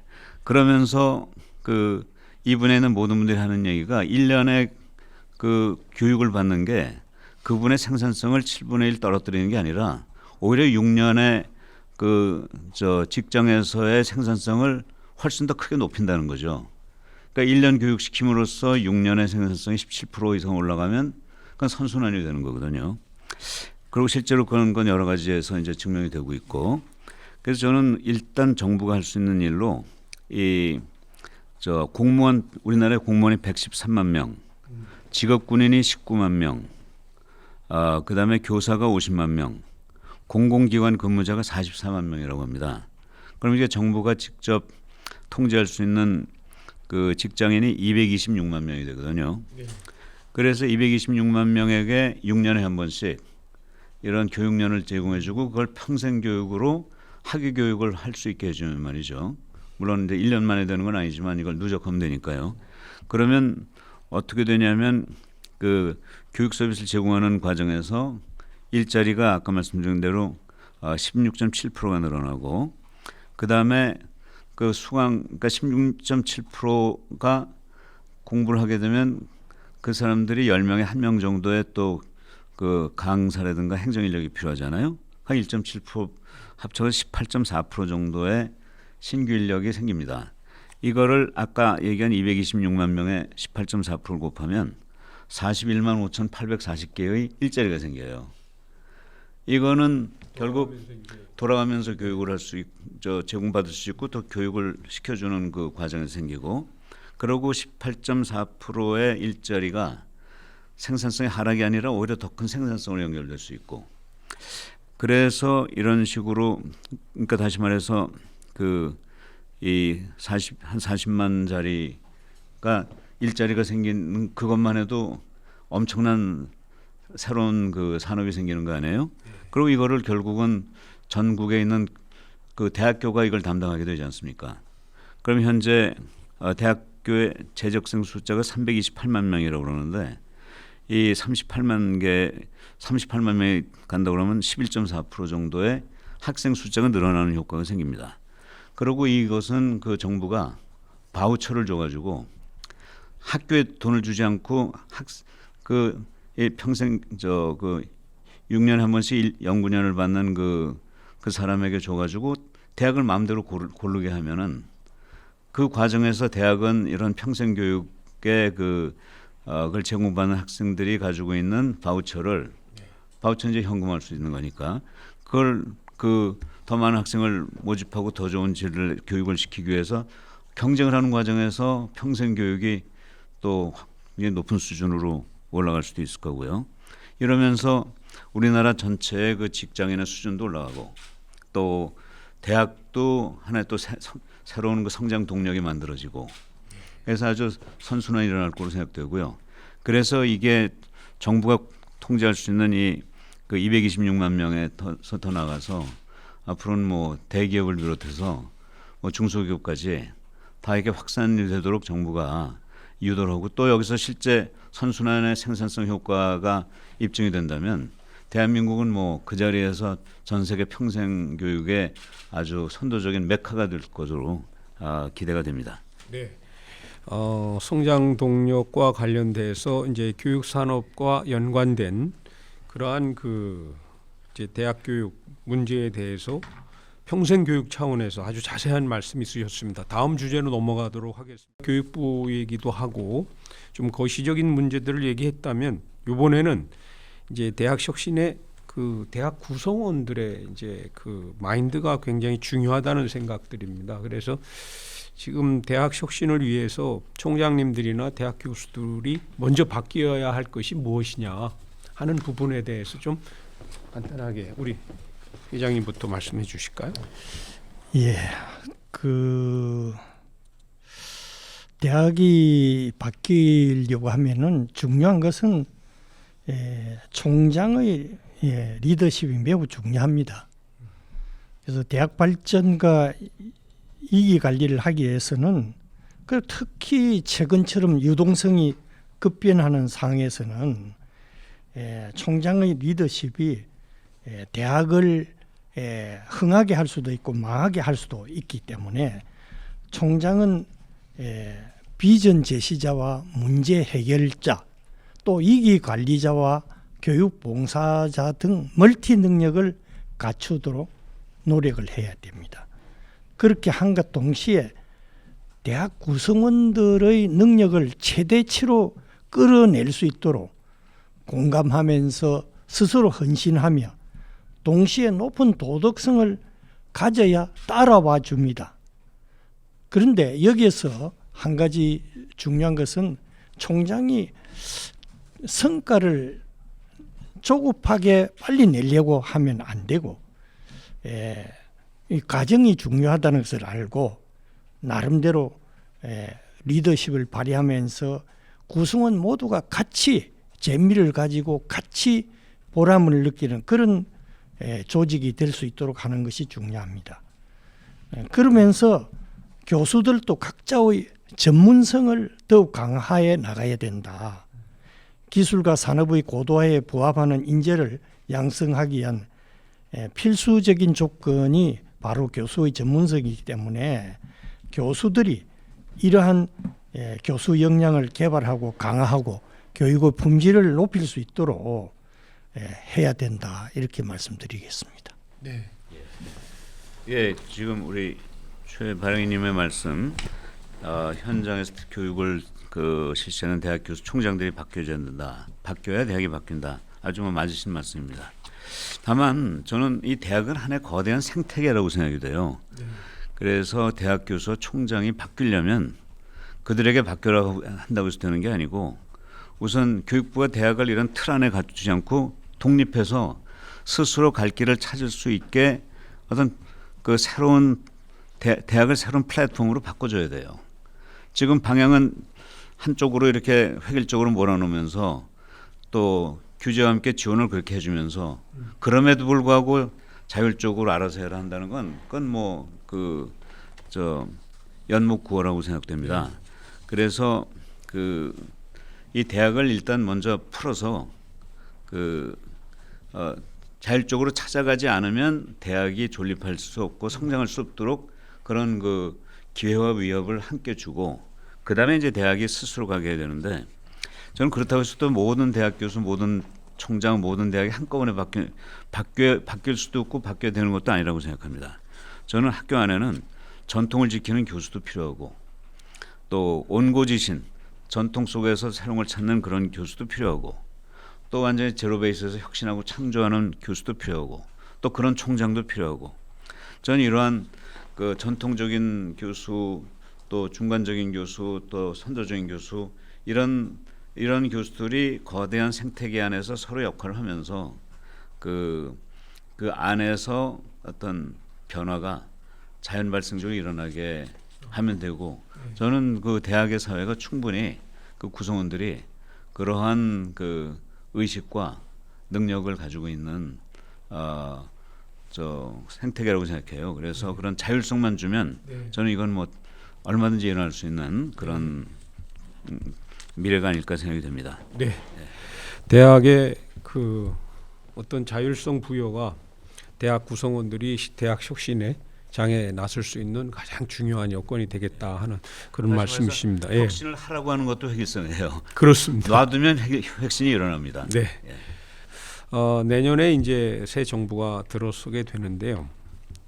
지금 뭐 각 당에서 지금 대선 후보 선정 과정에 돌입돼 있는데 지금 교육 정책, 특히 대학 정책과 관련해서는 물밑에서 지금 상당히 심도 있는 논의들이 진행되고 있다고 합니다. 현장에서 이제 대학을 경영하신 입장에서 새 정부에 바라는 대학 이제 미래 대학 교육의 상이 있다면 오늘 논의에 어떤 결론 삼아서 말씀을 좀 부탁드리겠습니다. 네. 저는 크게 두 가지를 말씀드리고 싶은데 하나는 아주 교육의 근간입니다. 그거는 학제 개편, 학제입니다. 지금 6334로 되어 있잖아요. 네. 그래서 16년의 교육 프로그램이 이제 정규고 거기에 이제 석박사는 이제 더 들어가겠습니다만 저는 이거를 5335로 바꿀 걸 좀 제안하고 싶어요. 초등학교를 5년으로 줄이고 그다음에 중고등학교 3년 한 다음에 대학을 5년으로 사실 그 영국과 비슷한 제도이긴 한데요. 그 이유가 있습니다. 왜냐하면 현재 대학의 모든 학생들이 지금 융합교육을 이미 원하건 원하지 않건 지금 하고 있습니다. 다시 말해서 복수하기로 하고 있거든요. 그리고 이제 앞으로 정말 100년을 살아가는 데 있어서 하나의 학문 가지고 평생 살아갈 수가 없습니다. 그래서 이제는 복수하기 그 이상의 학위가 필요한데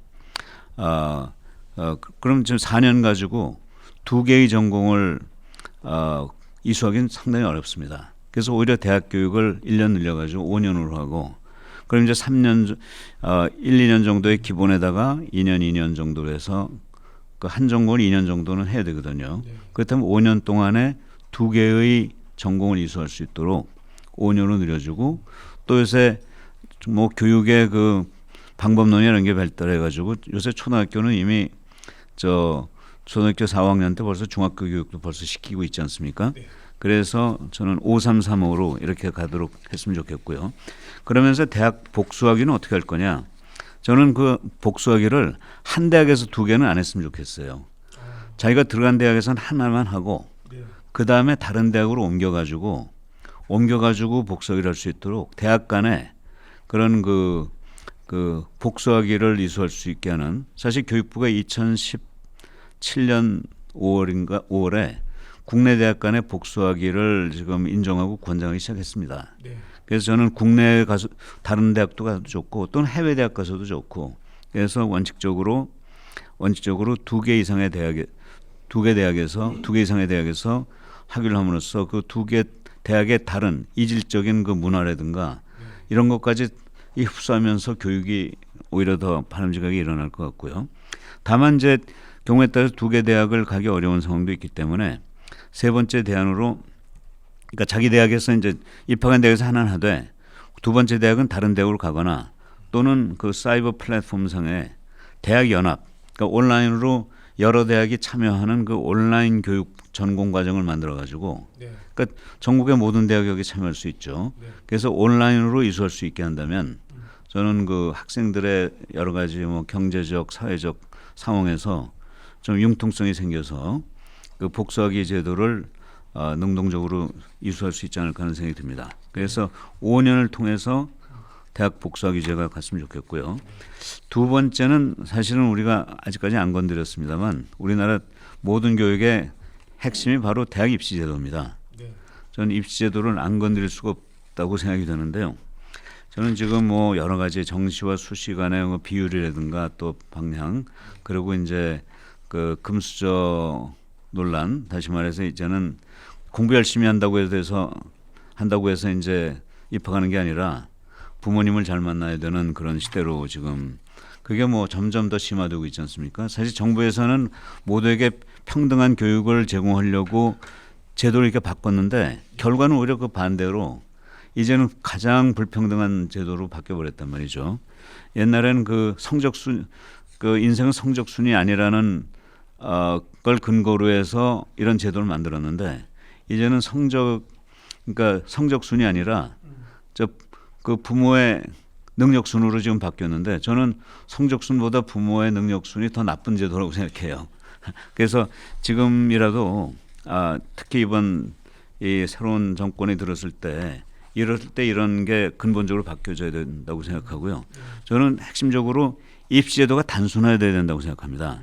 그래서 젊은이들이 정말 계층 간 이동을 마음대로 능력에 따라서 또는 노력에 따라서 할 수 있도록 공정하다는 건 결과가 아니라 그 기회가 공정해야 될 거 아니겠습니까? 그래서 그런 그 좌절하고 있는 그 MZ세대 젊은이들의 공허한 마음도 채워주고 그들이 언제든지 일어날 수 있도록 힘을 주기 위해서 이 가급적이면 저는 정시 학력고사가 비교적 단순하고 물론 성적순이라는 문제도 있지만 그래도 그 노력에 따라서 기회가 제공되는 방법이 아닐까 하는 생각이 들고요. 그래야 또 부모에 대한 과의존이 사라지고 그러면서도 또 획일적이 될 가능성이 있기 때문에 저는 그 영국의 이튼 스쿨이 채택하고 있는 입학 제도가 참 괜찮은 것 같아요. 거기서는 어떻게 하고 있냐면 그 점수제로 하는 건 맞지만 그 학생의 반은 종합 점수로 뽑고요.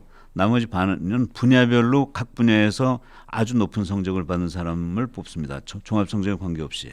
그러니까 뭐 음악, 미술을 잘하는 사람도 뽑고 체육 잘하는 사람도 뽑고 그 외에 뭐 다양한 뭐 수학을 잘하는 사람도 뽑고. 그러니까 전체는 못해도 어느 한두 분야에 강하면 뽑을 수 있는. 그래서 클래스가 종합적인 능력을 가진 학생들과고 각 부문에서 두각을 나타내는 학생이 함께 모여서 강의실 자체에서도 상당한 그 다양성이 일어나면서 서로 배울 수 있게 하는 그런 제도 같은데 우리도 이제 저는 이 정시로 갈 때 정시에서는 반 정도는 종합 점수를 뽑고 반 정도는 분야별로 그러니까 국영수 뭐 사회자연 분야로 그 성적만 가지고 뽑을 수 있는 그런 방법이 어떨까 하는 생각이 들고요. 그러고 전 뭐 이 정도로 전 입시 제도에 좀 근간을 이번에 건드렸으면 좋겠다는 생각이 듭니다. 알겠습니다. 회장님. 예, 저는 이제 새 정부가 여러 가지 많이 하는 것보다는 좀 성공할 수 있는 정책을 좀 선택해 가지고 실행에 옮겨야 된다 이렇게 말씀을 드리고 싶습니다.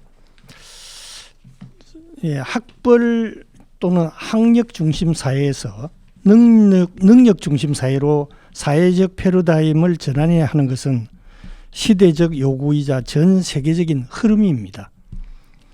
초고령 100세 시대와 4차 산업혁명 시대를 맞이해서 여전히 학벌이나 학력 만능의 구시대적 인식에 머물러 있어서는 우리 사회의 경쟁력은 형편없이 저하될 수밖에 없습니다. 따라서 능력 중심 사회를 기반으로 평생 직업 교육을 모토로 한 고등 직업 교육 체제를 구축하고 이의 실천 방안이 이루어지기를 기대를 합니다. 이제 고등교육이라는 개념을 평생교육으로 바꾸고 학문 중심의 경직된 교육 틀에서 벗어나서 직업교육의 접근성을 높여야 합니다. 즉 일반 대학의 역할과는 다르게 전문대학은 평생 직업교육을 통해서 급격한 변화에 대한 수용력과 탄력성을 장착한 평생 직업 인력을 배출할 수 있는 기반을 만들어줘야 하기 때문에 이제 전문대학에서는 좀 유연하게 접근할 수 있도록 전문대학의 수업연한 다양화가 절실하다. 그래서 고등직업교육의 특성에 따라서 1년제, 2년제, 3년제, 4년제 과정으로 다양화를 해가지고 급속히 변화하는 4차 산업혁명 시대에 대한 적응을 높이도록 해야 된다. 그래서 이 건과 관련해서는 그 평생 직업 교육 교부금법이 정해져서 이러한 뒷받침을 직업 교육의 국가 책임 강화를 뒷받침할 수 있도록 해야 된다. 이렇게 말씀을 드리고 끝으로 한 가지 좀 강조를 하고 싶은 것이 있습니다. 지금 이제 기획재정부가 공용화가 돼 가지고 각 부처가 하는 일을 제대로 파악하고 지원하지 못합니다. 제가 국가교육회의 위원으로 참여를 하면서 11번을 회의에 참석했는데 당연직 그 위원인 기재부 장관이 한 번도 참석 안 하고 또 차관까지도 한 번도 온 일이 없습니다. 교육에 대한 어떤 무시를 할까? 그만큼 다른 부처도 마찬가지로 생각할 겁니다. 지금의 기재부는 공용화된 조직으로 이게 제대로 역할을 못 해낸다고 생각합니다. 그래서 새 정부에는 이제 기재부를 좀 이제 기획예산처와 그리고 재정경제부, 금융위원회하고 기획재정부를 합쳐가지고 그 두 가지 기능을 가진 부처로 나누어서 좀 제대로 역할을 할 수 있었으면 좋겠습니다. 솔직히 지금 요즘 보도 보면은 기획재정부는 대통령 말도 안 듣습니다. 또 집권당 말도 안 듣습니다. 아까 우리 발행님 말씀대로 교육 대통령이 되면 뭡니까? 대통령 말을 안 듣는데 기재부가. 사실 반값 등록금의 진실이 있지만 지금 제가 시간 관계상 말씀을 못 드립니다. 이 기재부가 가지고 있는 병폐 이것이 다음 정부에서는 좀 전체적으로 국가 경쟁력을 높일 수 있도록 각 부처가 제대로 기능을 발휘할 수 있도록 이렇게 만들어졌으면 좋겠습니다. 네. 한 가지만 좀 말씀드리면 네. 저는 그 기재부와 함께 또 청와대 역할이 지금보다 훨씬 약화되어야 되지 않나 하는 그런 생각이 듭니다. 이 교육부도 상당히 좋은 제도를 많이 위반하고 있는 걸로 아는데 그게 청와대가 항상 이렇게 걸려서 유야무야 된다는 얘기를 제가 좀 들었어요. 그러니까 아무래도 청와대는 자꾸 정치적 목적으로 교육을 다루다 보니까 정말 교육 현장에서 오는 게 나오는 그 좋은 아이디어들이 정치적인 그 벽에 갇히는 것 같은데 저는 그 지금 교육감은 정치를 벗어나게 돼 있잖아요. 그러니까 그 정당에 가입하지 못하게 돼 있잖아요. 저는 앞으로 교육부 장관은 교육감과 마찬가지로 이 정당에 가입하면 안 되는 정치적 중립을 지키는 사람이 되고 그게 제도화해야 된다고 생각합니다. 사실은 교육부 장관하고 이 교육감이 동전의 앙코와 바뀌거든요. 결국 그 우리가 지금 앞으로 교육부가 좀 역할을 상당히 줄여야 된다고 그러지만 그래도 교육의 근간은 또 교육부 담당 아니겠어요? 그 교육부가 존재하는 한은 그렇다면 그 교육부의 그 교육의 근간을 다루는 교육부의 수장이 교육감과 함께 정치적 중립을 함으로써 아까 우리 이교 총장님도 말씀하시는 그런 교육의 진정한 그 역할 그리고 또 대통령의 교육부장 그 교육 대통령이 될 수 있는 그런 근거가 거기서 마련되지 않을까 하는 생각이 들고요. 하나만 더 붙인다면 아까 저는 이교 총장님이 이제 교육부가 필요하다면 인력개발부로 바뀌어야 된다는 말씀하셨는데 저도 거기에 아주 100% 동감하면서 이 이름을 평생 학습부로 바꾸면 어떨까 하는 그런 생각을 해봅니다. 이름은 관계 없습니다. 그래서 좋은 정말 의견입니다. 네. 교육이라는 단어도 사실은 위에서 이제 군림하는 표현이 있잖아요. 그래서 요새 학습으로 다 바꾸고 있는데 국민들이 학습을 할 수 있도록 지원하는 그런 기관으로서 평생 학습부로 다시 태어난다면 아마 상당히 국민들의 사랑을 받지 않을까 이렇게 생각됩니다. 저도 네. 그 몇 개 있는데 그 속에 평생 학습부가 있습니다. 아 그렇습니까? 예. 네, 감사합니다. 지금까지 학계에서 또 관계에서 긴 세월 동안 그 교육에 헌신하신 두 분 그 총장님의 말씀을 들었습니다. 오늘 그 대담을 통해서 대학 혁신이 무엇보다 중요하고 대학 구성원의 노력과 외적 여건 조성도 중요하다 하는 점을 알게 됐습니다. 특히 그 중에서도 이제 교육부가 변해야 한다는 점에 있어서는 의견이 좀 모아지는 듯하고요. 앞으로 그 대선 과정에서도 교육부 해체, 기능 재편 문제는 큰 쟁점이 될 것으로 생각이 됩니다. 오늘도 두 분 총장님께서 교육과 관련해서 기재부의 역할 변화에 대해서 문제 제기가 있으셨고요. 또 청와대의 역할 재조정, 또 이제 교육부 장관의 어떠한 정치적 중립성 문제, 그리고 이제 뭐 교육부라기보다는 평생학습부라고 명칭을 바뀔 만큼 수요자 중심의 교육 정책으로 좀 바뀌어야 되겠다 하는 그런 말씀을 했습니다. 오늘 대담 내용이 차기 정부 교육 정책 구상에 여러 시사점을 주었으리라고 생각이 됩니다. 장시간 그 대담에 임해 주신 두 분 총장님께 감사드리면서 오늘 대담을 모두 마치도록 하겠습니다. 감사합니다. 네, 수고하셨습니다. 아이고 수고하셨습니다. 잘하셨습니다.